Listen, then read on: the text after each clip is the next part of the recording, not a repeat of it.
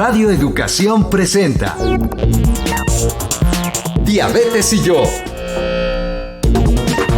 Sondeos, reportajes, tips, cápsulas de salud y mucho más. Propuestas para lograr una mejor calidad de vida. Diabetes y yo.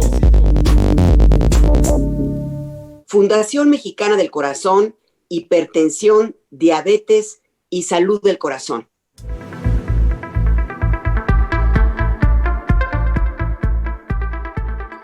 Amigos, seguidores de este programa que ya tiene más de 10 años al aire, cosa que nos da muchísimo gusto con temas relacionados con la diabetes, pero también todas las comorbilidades, las enfermedades que tienen relación con esta condición de salud. Y hoy vamos a hablar precisamente de la salud del corazón, la hipertensión, qué es la hipertensión, qué relación tiene con la diabetes, y tenemos a miembros de la Fundación Mexicana del Corazón, quienes van a platicar con nuestro querido auditorio. Gisela, ¿qué tal? Hola, Mar. Pues sí, efectivamente, en este programa a lo largo de más de 10 años que tenemos al aire hemos hablado de hipertensión y justamente hoy queremos recordar muchos de las recomendaciones siempre necesarias, pero también presentar las actividades de una fundación que es muy activa en nuestro país, que tiene muchos servicios que ofrecer. Entonces, Maru, pues adelante. No sé si quieres que escuchemos primero la cápsula de introducción de nuestro tema.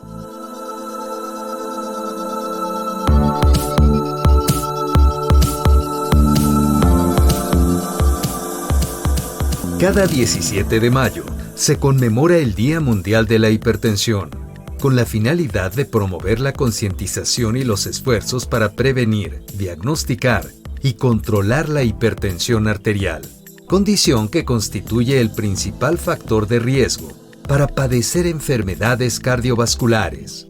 La hipertensión arterial es una enfermedad crónica en la que aumenta la presión con la que el corazón bombea sangre a las arterias para que circule por todo el cuerpo. Se estima que en el mundo existen más de 1,000 millones de personas con hipertensión. En México se habla de aproximadamente 30 millones de personas que la padecen. El sobrepeso y la obesidad son algunas de las causas que pueden aumentar la presión arterial, subiendo los niveles de glucosa en la sangre, colesterol, triglicéridos y ácido úrico, dificultando que la sangre fluya por el organismo. Otros factores de riesgo para desarrollar hipertensión arterial son falta de actividad física, consumo excesivo de sal y alcohol, ingesta insuficiente de potasio, tabaquismo, estrés, antecedentes familiares de hipertensión, tener más de 60 años de edad. Algunas personas que padecen hipertensión manifiestan síntomas como dolor de cabeza, visión borrosa, mareo, zumbido de oídos, nerviosismo y cansancio. La adopción de un estilo de vida saludable brinda beneficios que se observarán en el mejoramiento de su salud y vida cotidiana. Por ello, es importante tener una alimentación saludable, reducir la ingesta de sal, llevar un control de peso, controlar los niveles de colesterol, disminuir la ingesta de alcohol, evitar o dejar el hábito de fumar y realizar una actividad física constante. Quédese con nosotros para escuchar la entrevista de esta tarde con expertos de la Fundación Mexicana del Corazón.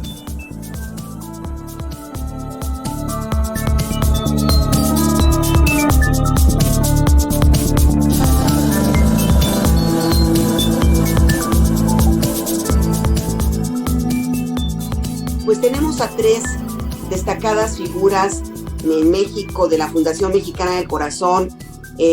Vamos a presentarlas, ¿qué te parece? No sé si ya está con nosotros el doctor Jesús Antonio González Hermosillo, ¿está con nosotros o lo vamos a esperar? Está con nosotros el doctor Enrique López Mora, quien es cardiólogo y vicepresidente de la Fundación Mexicana del Corazón. Mucho gusto, doctor. Muchas gracias por la invitación, Maru. El maestro José Juan Escamilla Zamudio, enfermero especialista en hipertensión arterial. José Juan, gracias por estar aquí. Al contrario, el gusto es mío. Gracias por la invitación, Maru. Bueno, Gisela, pues estamos ya listos, están 2 miembros de esta fundación. Sí, Maru, muchas gracias. Y justamente como escuchábamos en la cápsula de introducción, creo que vale la pena. Estamos tan acostumbrados a escuchar, sobre todo ahora en pandemia, ¿no? Y las comorbilidades como hipertensión, obesidad, diabetes. Pero ¿qué les parece, Maru, nuestros entrevistados, si nos detenemos un minuto a atender la definición de qué es exactamente la hipertensión arterial y cómo afecta al organismo? Doctor Enrique, si nos pudieras ayudar con esta definición. Sí, claro, con todo gusto. Bueno, efectivamente a lo largo del tiempo se han ido modificando las definiciones de la hipertensión arterial. Los datos más recientes provienen del 2017 y el 2018, en donde el American Heart Association y el American College of Cardiology, además de otras asociaciones, han expresado esto en sus guías. Primero empezaremos diciendo que la hipertensión arterial es un aumento de la fuerza que ejerce el fluido sanguíneo contra los vasos sanguíneos. Es decir, esto se mueve dentro de ciertos niveles. El líquido, que es la sangre, tiene que llegar impulsado por el corazón a distintos órganos para, a través de la sangre, ofrecer a todos los órganos agua, electrolitos, nutrientes, y también ser un vehículo por medio del cual se transportan los productos de desecho, digamos, del organismo, del metabolismo intermediario, como diríamos. Pero, obviamente, esto tiene que estar dentro de unos rangos determinados para evitar el daño a la vasculatura como tal y a los órganos. Todavía muchas personas tienen en mente que las cifras tensionales máximas son 140, la presión sistólica, o lo que la gente conoce como la alta de las 2 cifras que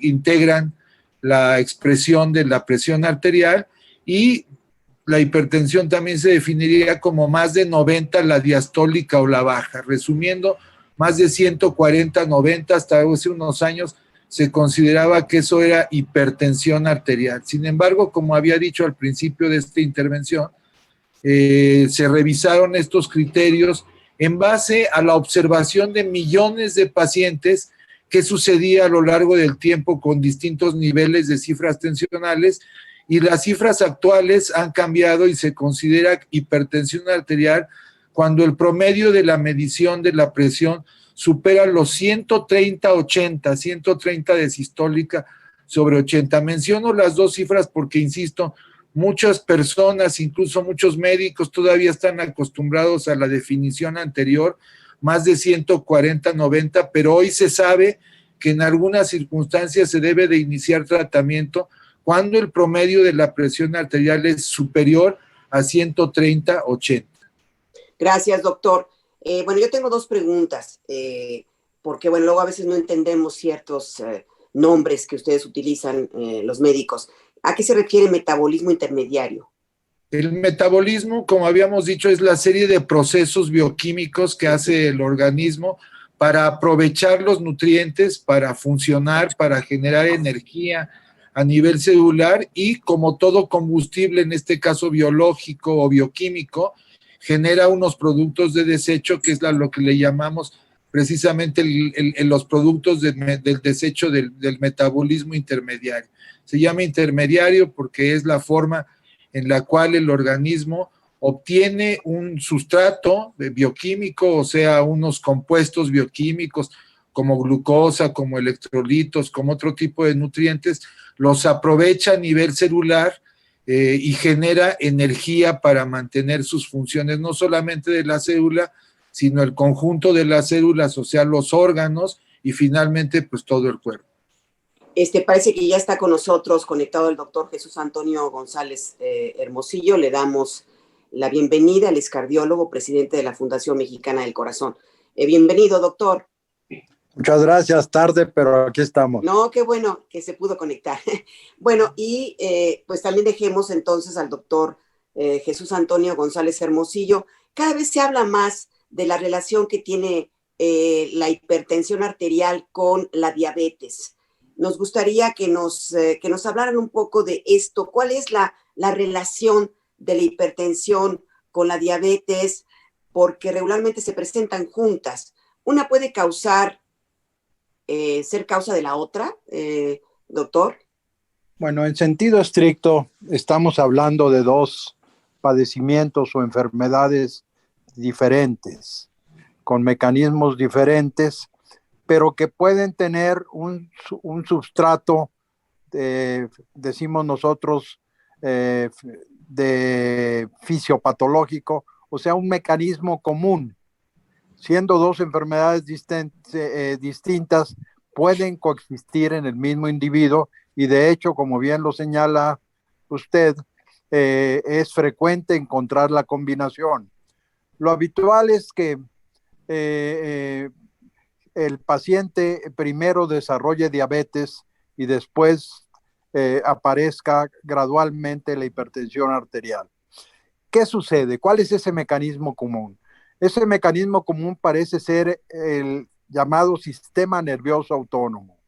Una parte del cerebro controla las funciones vitales de todos los órganos y esta parte del cerebro se llama sistema nervioso autónomo y a su vez tiene una parte muy importante que se llama sistema nervioso simpático, que trabaja a base de un neurotransmisor, una sustancia química, que es la noradrenalina.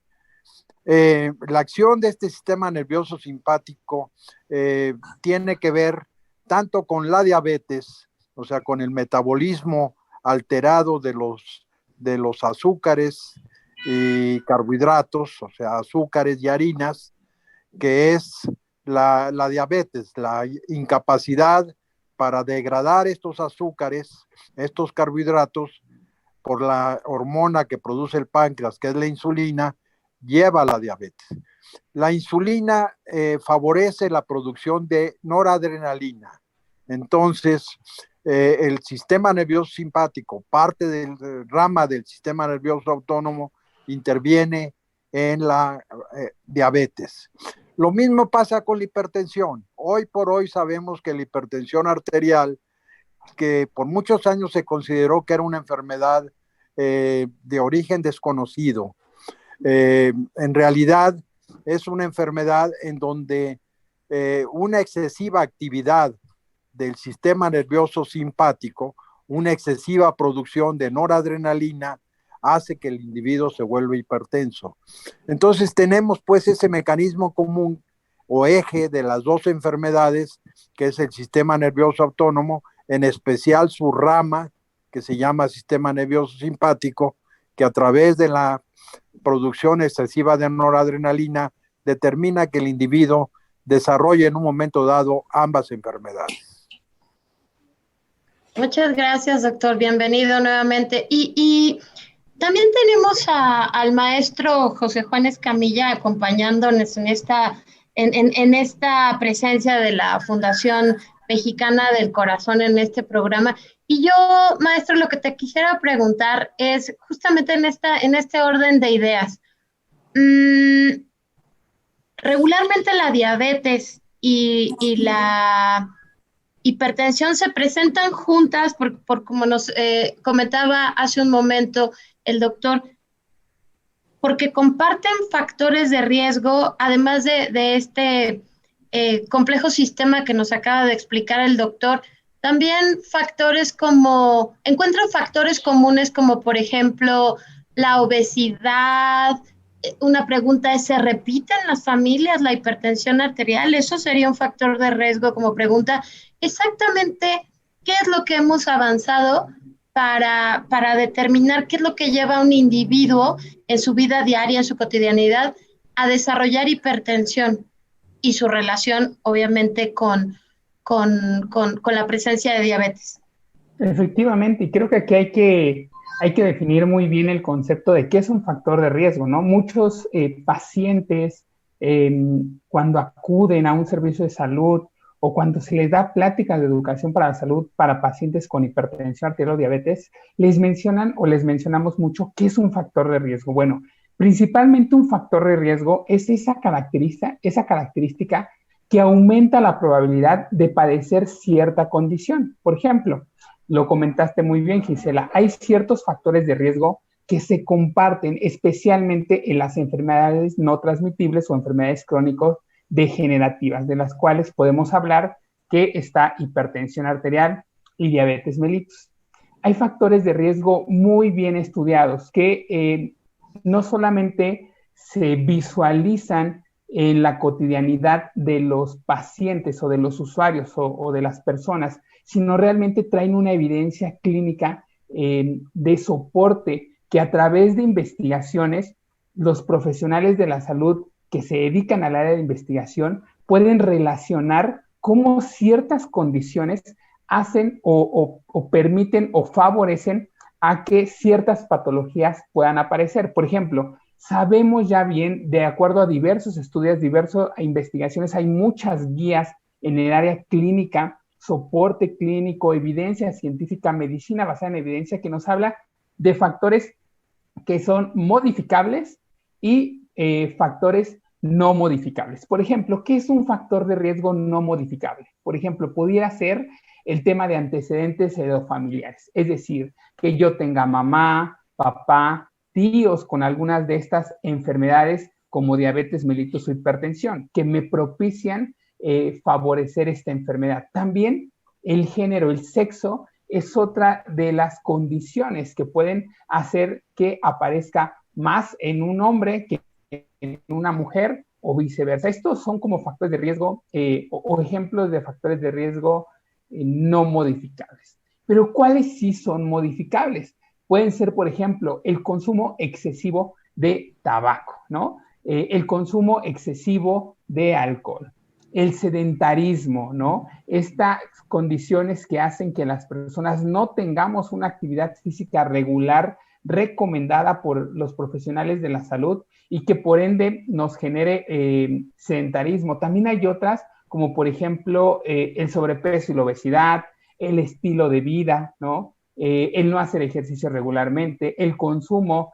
de una alimentación no saludable, y esto es a través de excesivo consumo de bebidas azucaradas, de productos chatarras, ¿no? Todas estas condiciones o estas variables pueden hacer que una persona tenga la probabilidad de padecer cierta enfermedad o cierta patología. Solamente un dato. Las personas que padecen diabetes mellitus o que tienen la presencia de elevaciones de sus glucosas sanguíneas por encima de lo recomendado y de los valores normales, podemos nosotros decir que casi se establece que del 40 al 80% de las personas que tienen diabetes mellitus tienen hipertensión arterial. Entonces, esto se debe principalmente a compartir ciertos factores de riesgo y a lo que nos comentaban también los doctores, a todo el proceso fisiopatológico que conlleva. Muchas gracias, José Juan. Doctores, la siguiente pregunta sería, bueno, como muchas de las enfermedades, como la diabetes, en sus inicios, pues no tiene síntomas, es asintomática, y la hipertensión también se dice que es asintomática. Pero ¿qué sucede? ¿Cuándo nos damos cuenta? ¿Cómo nos podemos darnos cuenta que realmente estamos en serio peligro porque no cuidamos nuestros niveles de presión arterial? ¿Cuáles serían como, digamos, los momentos evidentes de que se presente la hipertensión y si en algún momento hay síntomas? Doctor Enrique, si quiere.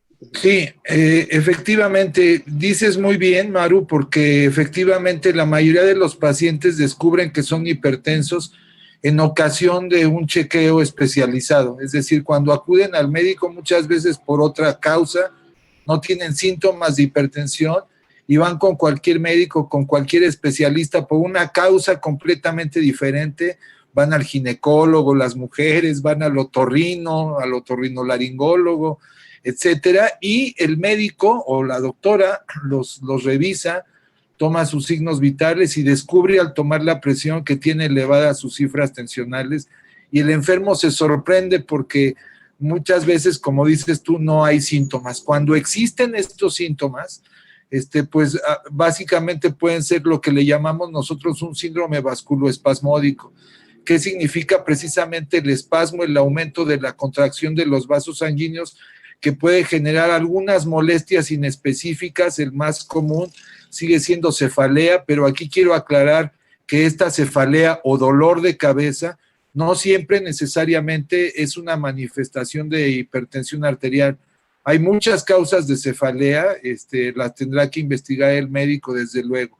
A veces este síndrome vasculoespasmódico también se manifiesta por el famoso zumbido de oídos o por el oír como campanitas. Esto le llamamos tinnitus desde el punto de vista técnico, y muchas veces la persistencia de estos síntomas lleva al paciente a consulta, y es donde se hace el diagnóstico después de hacer una medición correcta de la presión arterial. Aquí quisiera mencionar que, dado el que la mayoría de los pacientes van elevando su presión gradualmente, el organismo prácticamente se adapta paulatinamente con distintos receptores a los niveles de presión alta, y es por eso que muchos son asintomáticos. Esto recalca la importancia que tiene el que, aunque no tengamos síntomas, aunque nos sintamos sanos en general, debemos de acudir periódicamente a nuestro médico, por lo menos una vez al año, aunque no tengamos ninguna otra enfermedad. Aquí tenemos que hacer un cambio en el paradigma cultural que tenemos, que la mayoría de los mexicanos vamos solamente al médico cuando tenemos algún síntoma, el que sea. Aquí el chequeo constante, periódico, por parte de un médico es el que puede hacer el diagnóstico oportuno en la mayoría de los casos de hipertensión arterial. Existen cifras en México, solo quiero mencionar esta.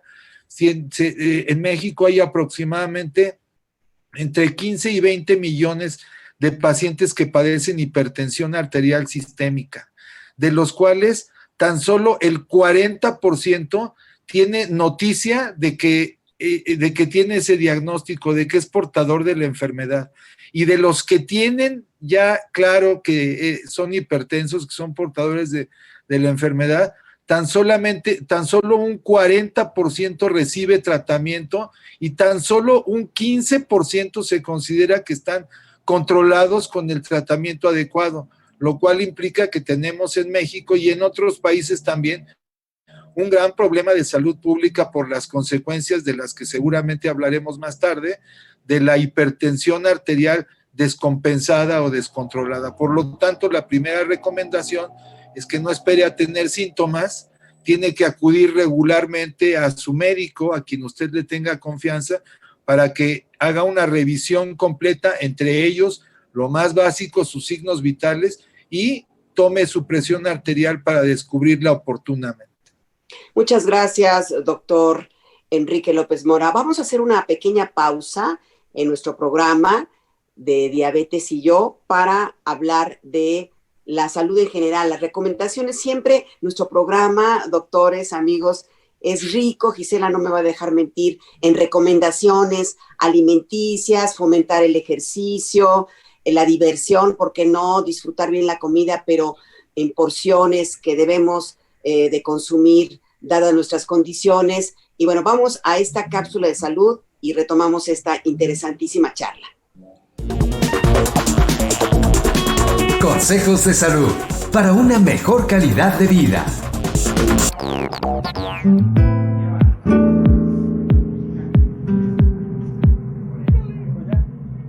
Hola, ¿cómo estás? Mi nombre es Mónica Hurtado, la nutrióloga de Quiero Saber Salud, y nos escuchamos en estos consejos de salud. Seguramente tú ya escuchaste en estos días pasados que se conmemoraron dos fechas importantes.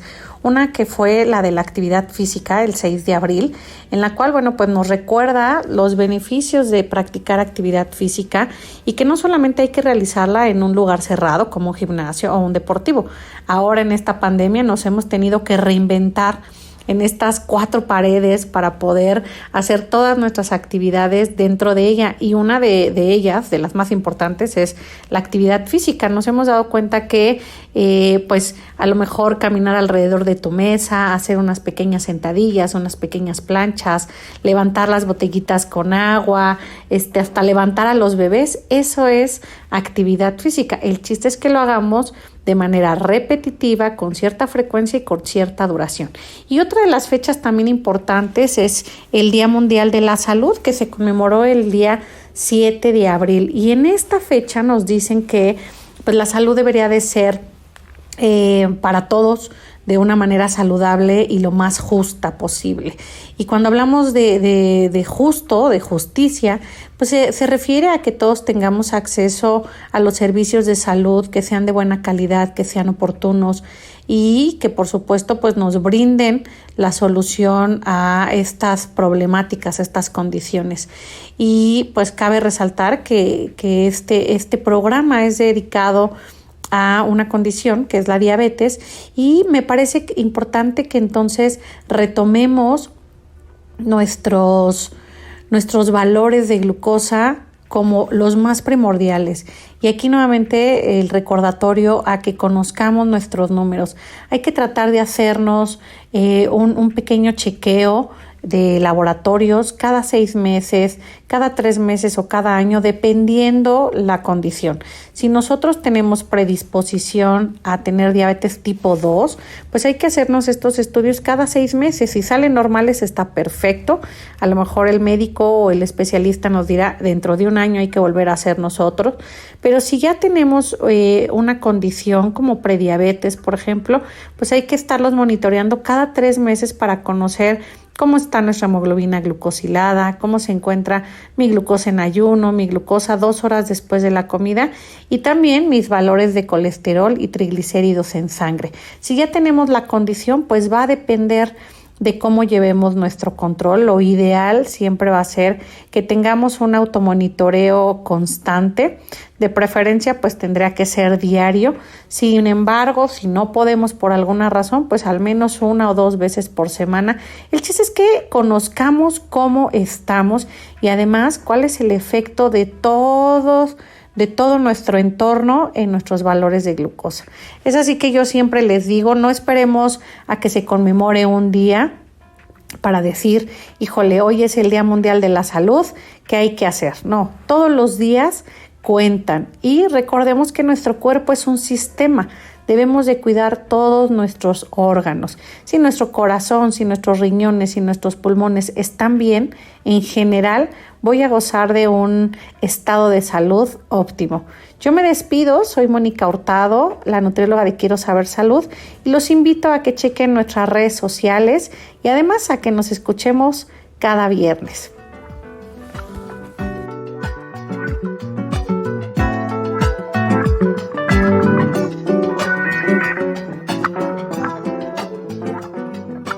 Gisela, pues, ¿quieres intervenir tú? Es muy importante todo lo que nos están diciendo los especialistas.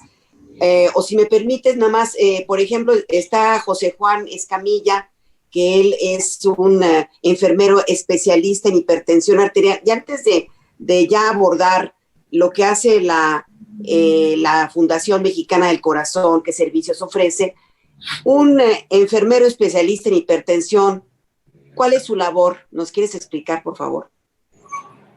Sí, totalmente. Bueno, como enfermero especialista tenemos una gran responsabilidad en apoyar a todo el equipo multidisciplinario en cuanto a educación para la salud. Creo que este es uno de los puntos muy importantes y que valdría la pena mencionar cuando hablamos de hipertensión arterial, ¿no? Tenemos que apoyar especialmente al equipo multidisciplinario que está conformado por médicos, nutriólogos, psicólogos, para que las personas puedan mejorar sus estilos de vida, ¿no?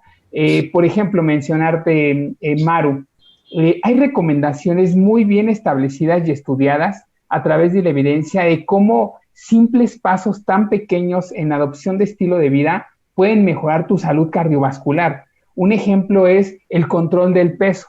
El poder mantener un peso saludable entre un índice de masa corporal de 18 a 25 nos puede ayudar a una reducción simplemente de la presión arterial de hasta 20 milímetros de mercurio, ¿no? Entonces, hay ciertas condiciones que como enfermero especialista en hipertensión arterial y que también más adelante platicaremos, los profesionales podrán certificarse ante la Fundación Mexicana del Corazón, con cursos y con actualización médica que brinda toda esta información necesaria para poder tener el conocimiento de vanguardia para la atención de estas enfermedades crónico-degenerativas.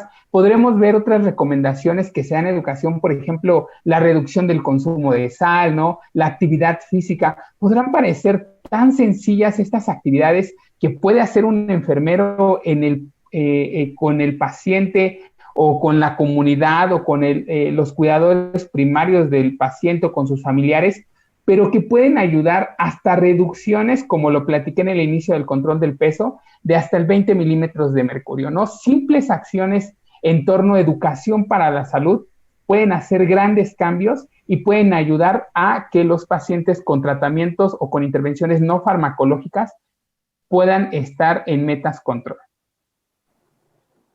Muchas gracias, José Juan.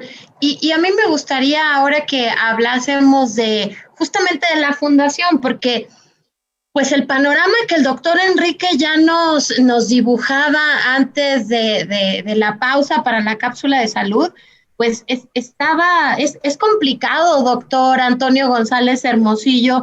Y usted como presidente de la Fundación Mexicana del Corazón, pues si nos habla, por favor, de cuál es el papel de la fundación y justamente cuáles son las actividades que están realizando para atender esta enorme, este panorama nada alentador de la salud del corazón de los mexicanos. Sí, muchas gracias, Gisela, por permitirnos, a nombre de la Fundación Mexicana del Corazón, presentarnos. Pues la Fundación Mexicana del Corazón surgió para llenar un hueco. Los cardiólogos del Instituto Nacional de Cardiología Ignacio Chávez, pues atendemos los enfermos que tienen enfermedades cardiovasculares, y educamos y formamos recursos humanos, o sea, transmitimos nuestros conocimientos al personal médico, pero se nos había olvidado, y era una pieza muy importante, el mensaje hacia la población general. Y cuando me refiero a población general, estoy hablando no solamente de enfermos con problemas cardiovasculares, sino también a sus familiares. Yo creo que es verdaderamente lastimoso el que un individuo, con el devenir del tiempo, con el paso de los años, desarrolle una enfermedad cardiovascular.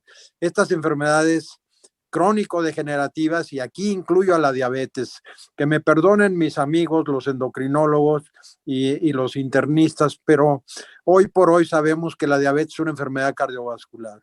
Y siendo una enfermedad cardiovascular quiere decir que termina por dañar al corazón y termina por dañar a los vasos sanguíneos que forman el sistema cardiovascular o cardiocirculatorio. Entonces, la diabetes, la hipertensión arterial, son, como ya lo señaló nuestro amigo Escamilla,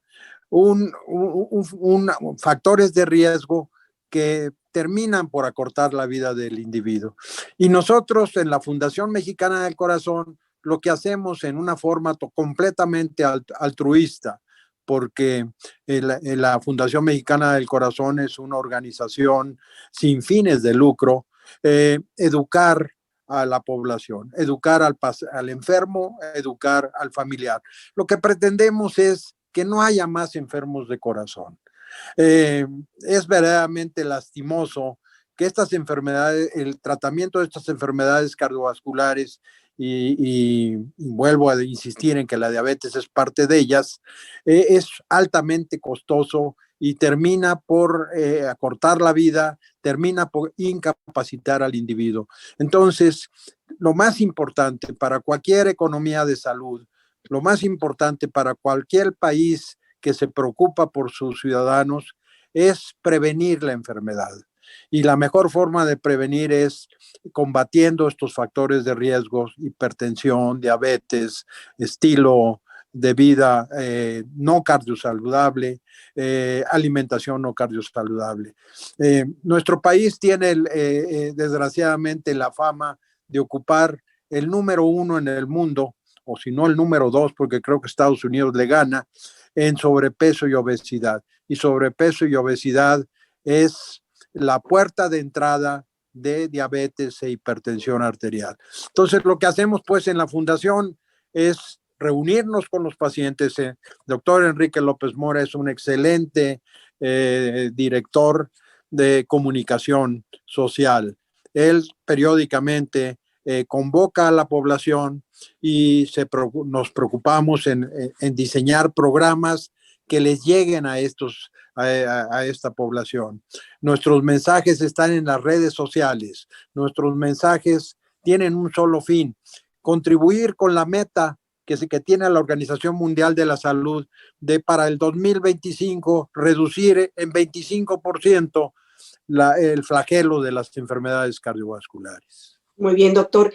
Y yo le preguntaría, ¿cuál es específicamente la campaña que ustedes están realizando, doctor González Hermosillo? ¿Qué campaña? ¿Cómo invitan al público a estarse revisando, a estar muy pendientes, sabiendo que además es la primera causa de muerte? No sé si, por lo menos en nuestro país, los problemas cardiovasculares. Doctor. Maru, en todo el mundo. En todo el mundo las enfermedades crónico-degenerativas, y el ejemplo de ellas son las cardiovasculares, también es el cáncer, pero por arriba del cáncer, el número de víctimas que cobra las enfermedades cardiovasculares está muy por arriba del cáncer. Temporalmente, en estos 2 últimos años, el COVID ocupó el primer lugar, pero ya hablaremos en su momento de la relación que tiene COVID con enfermedad cardiovascular y específicamente la relación que tiene COVID con hipertensión arterial. No, un tema que estamos estudiando y que a mí en lo personal me tiene muy interesado en el Instituto Nacional de Cardiología. Lo que hacemos es buscar aliados también. Y esta es una de las razones por las cuales esta tarde estamos aquí, médicos y un enfermero especializado que representa también a una compañía que trabaja para mejorar la salud cardiovascular. La compañía Omron, que se encarga de fabricar instrumentos de precisión que permiten a un costo razonable al individuo medirse la presión arterial en su propio domicilio.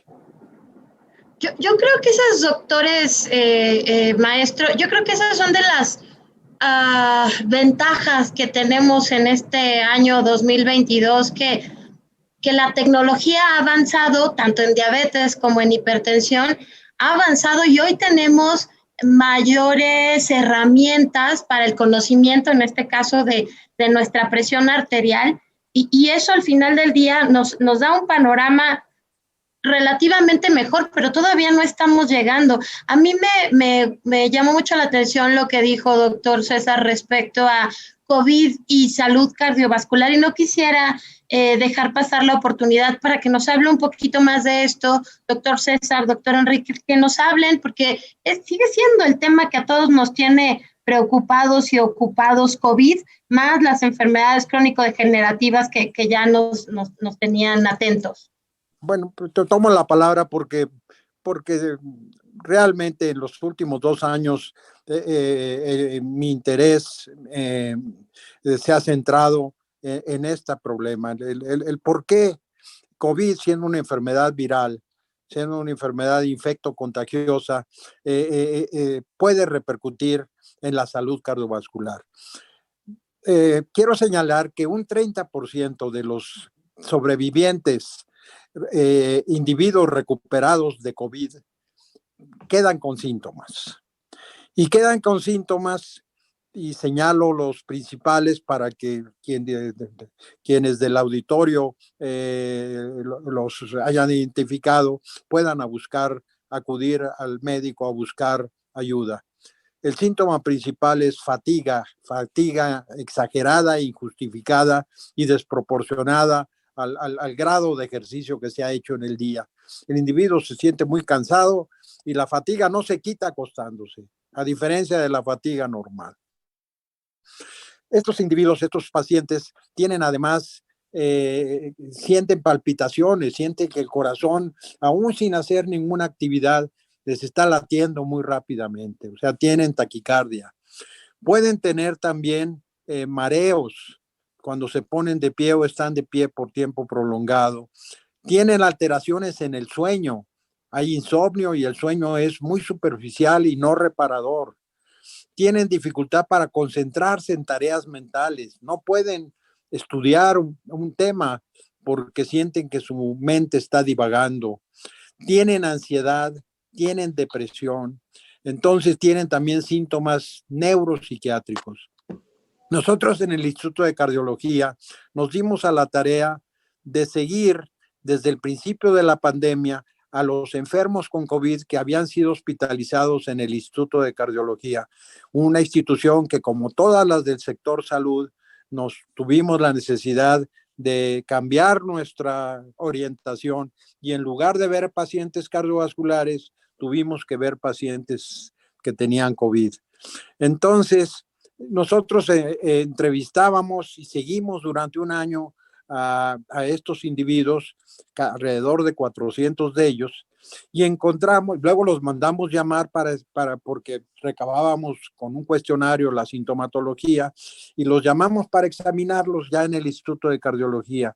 Y ahí encontré algo que también se ha estado encontrando en otras partes del mundo, que un 30% de ellos tienen hipertensión arterial. La hipertensión arterial apareció de nuevo, y no eran individuos que tenían historia familiar de hipertensión, ni eran individuos que tenían hipertensión antes de tener la infección. Entonces aquí entró una gran pregunta: ¿por qué estos individuos están volviendo hipertensos, algunos de ellos? El mecanismo, no quisiera entrar en detalles, pero el mecanismo nuevamente es el sistema nervioso simpático y es los mecanismos que tienen que ver con la hipertensión. El coronavirus se mete a la célula del huésped a través de una parte de lo que llamamos sistema renina, angiotensina, aldosterona. Ocupa una proteína que se llama enzima conversora de la angiotensina 2. Esta es la forma como el virus se mete a la célula y esta enzima conversora de la angiotensina 2 tiene un papel antihipertensivo. Es el mecanismo que nuestro propio cuerpo trata de utilizar para evitar que se vuelva uno hipertenso, para evitar que uno desarrolle inflamación. Entonces es una molécula antiinflamatoria y vasodilatadora, antihipertensiva. Entonces, al estar ocupada por el virus, esta molécula pasa todo lo contrario, empieza a haber un proceso de inflamación, principalmente a nivel del cerebro, donde están los centros del sistema nervioso autónomo, y se produce ese estado de inflamación. No es una gran inflamación como en la etapa aguda del COVID, pero es una inflamación crónica. Y esto hace que el sistema nervioso simpático, esa rama del sistema nervioso autónomo, se despierte, se pierda su control y se trabaje en forma exagerada, y eso hace que la presión arterial se eleve. Entonces, estamos verdaderamente muy preocupados en el mundo por lo que puede llegar a pasar. No quiero pecar de alarmista. En los Estados Unidos, en estos momentos, se están invirtiendo billones de dólares para investigar esto que se le ha dado en llamar síndrome post-COVID o COVID prolongado. Si esto va a desembocar en un aumento de las enfermedades cardiovasculares, esto es un problema que tenemos que atacar en este momento. Yo invito a la gente que tenga esta sintomatología o que sepa hipertensa después de haber desarrollado COVID, a que acudan al Instituto Nacional de Cardiología, en donde estamos trabajando para mejorarlos.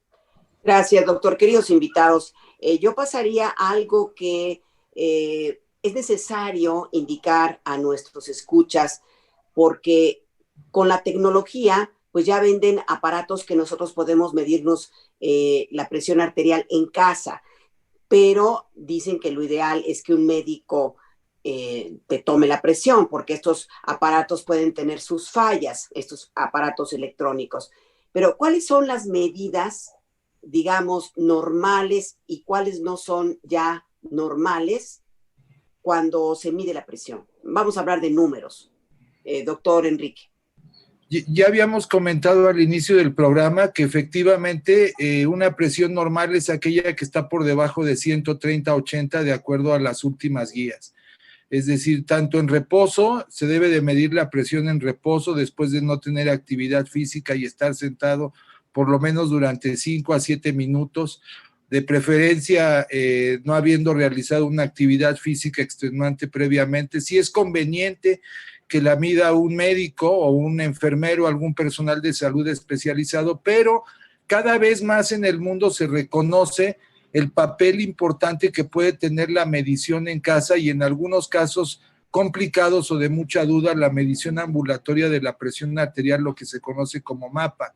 Es decir, cada vez es más recomendable que los pacientes, cualquier persona, incluso de la población general, pero sobre todo si ya se conoce que uno es portador de diabetes, de hipertensión, que tengan los elementos adecuados de medición en la casa, que lleven una bitácora, que lleven un registro sabiendo cuáles son los límites anormales cuando está sobrepasado por arriba de 130/80 y que en ese momento se comuniquen con su médico y que al llevar una bitácora, esto al médico le sirve mucho para saber más de una medición, para llevar la tendencia propiamente de la presión arterial dentro de su domicilio o dentro de sus actividades normales. Efectivamente hay mucha investigación al respecto y en la actualidad se considera que es un dato igualmente valioso el que el paciente lleve su propio registro. Antes de terminar esta parte de la intervención, quisiera comentar también un par de cosas de intervenciones anteriores. Efectivamente, se ha avanzado mucho en el conocimiento de la hipertensión. El doctor Hermosillo habló ya de algunos conceptos importantes, pero en realidad la génesis de la hipertensión no está completamente entendida en ninguna parte del mundo. Es decir, no es que haya una causa como tal, únicamente el sistema nervioso autónomo, únicamente el papel de adrenalina, únicamente la asociación con otras enfermedades o con la resistencia a la insulina. Es un mecanismo muy, muy complejo porque eso lo tenemos que tener claro, porque si no pensaría uno con facilidad que sabiendo la causa, pues yo trato la causa y ahora vamos a poder curar, por decirlo así, a todos los hipertensos. La hipertensión arterial y la diabetes mellitus hasta la actualidad, como ya lo dijo el doctor José Juan Escamilla, son enfermedades crónico-degenerativas, son enfermedades crónicas que tienen un control adecuado por medio del tratamiento, tanto de medidas generales como de fármacos, pero no tienen todavía una curación como tal. Hay que insistir en la regularidad del tratamiento y las visitas de evaluación con los médicos. Y un segundo punto no tan relacionado es lo que hace la Fundación Mexicana del Corazón para afrontar esta enfermedad y otras enfermedades cardiovasculares. Lo hace a través básicamente de la educación para la salud, ya sea en nuestros encuentros con pacientes que antes de la pandemia eran presenciales, donde podíamos entablar un diálogo directo, cara a cara con los pacientes para poder aclarar todas sus dudas y generar un cambio de conducta que facilite un mejor pronóstico de la enfermedad, o en quien no tiene la enfermedad, que la prevenga con las medidas que ya se comentaron. A raíz de la pandemia los hemos hecho en forma virtual y justamente en el mes de mayo, que se conmemora el mes internacional de lucha contra la hipertensión arterial, tendremos un encuentro con pacientes vía virtual. Al rato, si nos permites, daremos nuestras redes sociales para que se puedan integrar. Es el sábado 14 de mayo a las 10 de la mañana, donde hablaremos exclusivamente de hipertensión arterial y otros temas. La Fundación se encamina, sobre todo, se centra sus esfuerzos en la educación para la salud del paciente cardiovascular y de su familia, ofreciendo información de alta calidad a través de las redes sociales, a través de los encuentros con pacientes, a través de la conmemoración también anualmente del Día Internacional o el Día Mundial del Corazón, en el que tratamos todos estos temas, ofreciendo siempre información de primera mano, pero sobre todo de gran calidad, acorde a los más recientes aportaciones y descubrimientos de la ciencia médica y de las guías internacionales de manejo de la presión arterial y de otras enfermedades cardiovasculares. Doctor Enrique López Mora, ¿por qué no nos dice de una vez en dónde están?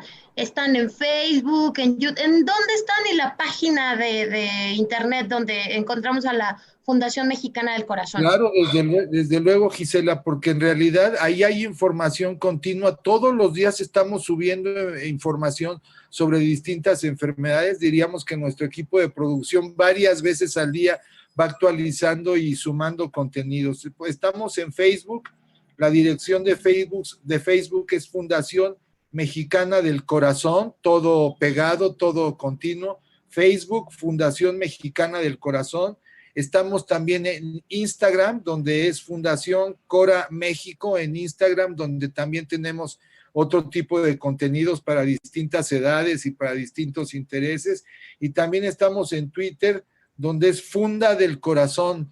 Todos estos son pegados, ¿no? Es decir, repito, Facebook, Fundación Mexicana del Corazón, Instagram, Fundación Cora México y Twitter, Funda del Corazón, donde ponemos a la disposición de todos los radioescuchas y de todas las personas, pues nuestros contenidos que, como ya dijo el doctor Hermosillo, son de contenido absolutamente filantrópico. Nuestro objetivo es la educación para la salud cardiovascular del paciente y su familia. Y Fundación, aquí lo tengo. ¿Adelante? No, adelante, Gise, por favor. Fundación Mexicana del Corazón.org, ahí como dice el doctor Enrique, muchísima información, y en mayo entonces vamos a estar ahí aprendiendo con ustedes, doctor Enrique. Y a mí me gustaría, porque hay una cosa impresionante, hay una cosa impresionante respecto a cuántos mitos en torno a hipertensión y diabetes, pero vamos a enfocarnos en los de hipertensión. Es verdad que hay ciertos alimentos como el café, como comer alimentos con picante que te alteran y que te pueden incluso provocar una elevación de los niveles de presión arterial, doctores. Sí, de hecho los principales son las comidas ricas en sal, también los carbohidratos industrializados, procesados. En algunas personas también la cafeína puede generar alguna reacción, no en todas.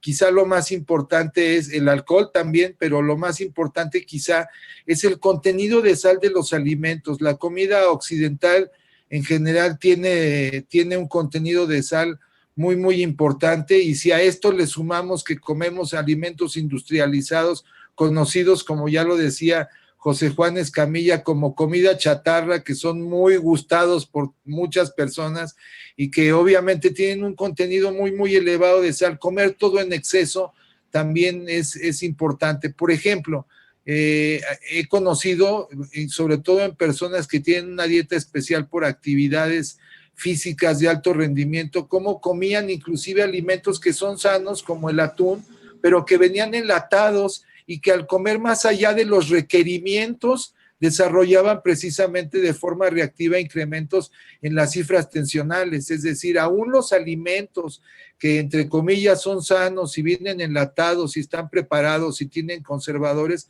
pues tenemos que tener precaución de no comerlos en exceso porque tienen un alto contenido de sal, y esto exacerba desde luego las cifras tensionales, dificulta el control de nuestras cifras tensionales.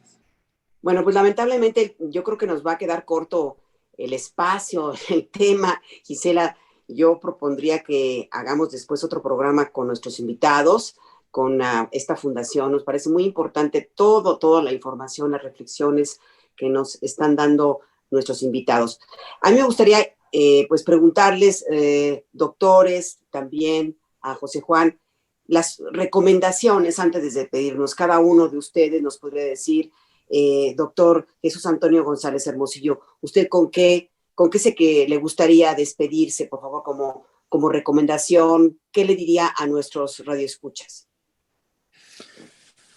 Pues yo diría que mi mensaje iría a todo el mundo, a todos los mexicanos y mexicanas, sin límite de edad. Yo creo que los mexicanas y los mexicanos tenemos la obligación de educar a nuestros hijos, no solamente en temas de cultura general. Tenemos la obligación también de educarnos nosotros y educarlos a ellos en temas de prevención de las enfermedades. Yo insisto que solamente nos va a alcanzar el pastel cuando el pastel sea más grande para todos y esté más fresco. Entonces, si nosotros le inculcamos a nuestros pequeñines la necesidad de cambiar nuestros hábitos de vida.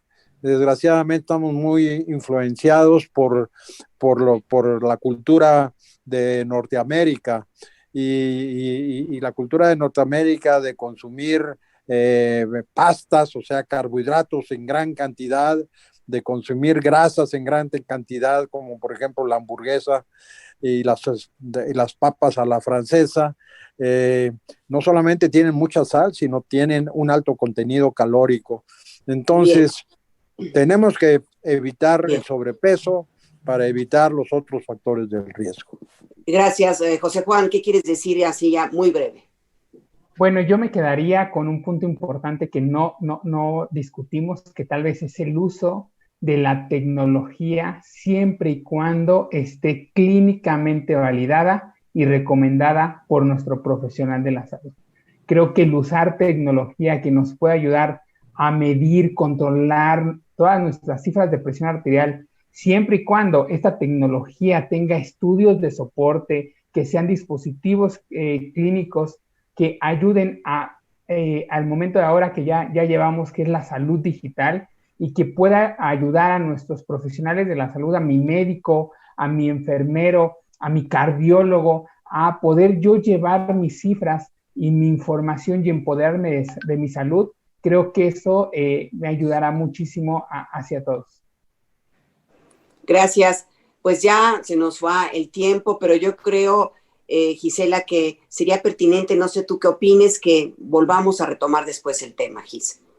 Claro que sí, Maru, y además en la página de la Fundación, para todos los profesionales de la salud que nos están escuchando, o si usted que nos está escuchando le quiere comentar a su médico, enfermera, nutriólogo, etcétera, en la página fundacionmexicanadelcorazon.org hay una invitación a un curso súper interesante que la Fundación Mexicana va a dar justamente para actualizar el equipo de salud, para que dé una correcta atención a sus pacientes. Creo que eso sería también una muy buena invitación para cerrar, Maru, y justamente extenderles la invitación para que nos acompañen próximamente, y gracias nuevamente a la Fundación por acompañarnos.